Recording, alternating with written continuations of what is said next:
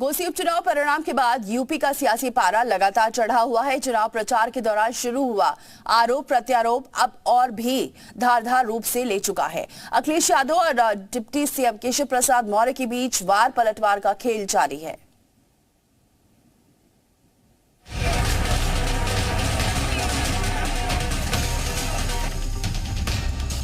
घोसी उपचुनाव की जंग भले ही खत्म हो गई है, लेकिन उपचुनाव के नतीजे से सियासी घमासान शुरू हो गया है।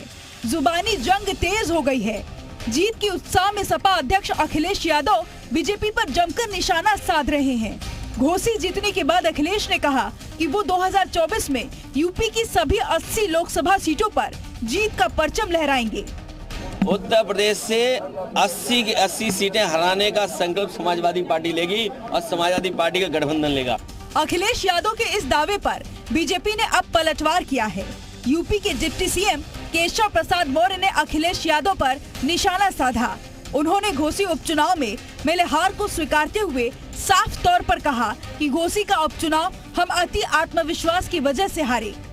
केशव मौर्य ने सपा पर पलटवार करते हुए ये भी कहा कि मऊ लोकसभा चुनाव हम जरूर जीतेंगे।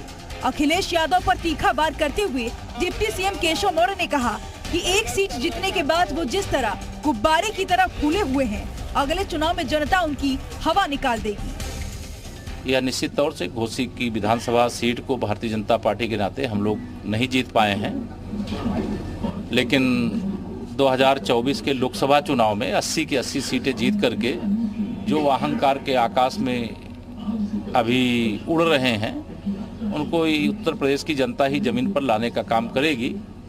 हार हुई है, उसकी पार्टी समीक्षा कर रही है।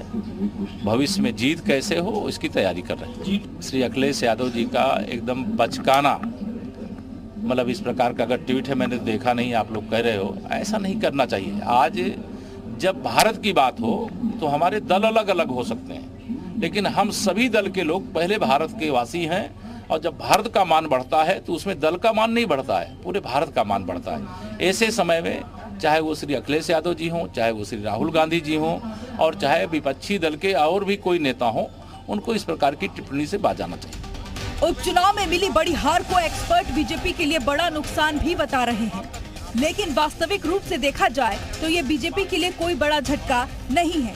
दरअसल घोसी में बीजेपी ज्यादातर विधानसभा चुनावों में बहुत ज्यादा ताकतवर नहीं रही है। आंकड़े बताते हैं कि सपा कांग्रेस के साथ लड़ने और बसपा के मैदान में नहीं उतरने के बाद भी बीजेपी अपना वोट परसेंटेज बनाए रखने में कामयाब रही है, जो कि बीजेपी के लिए नहीं बल्कि उत्साहित सपा ने बीजेपी पर हमले तेज कर दिए हैं।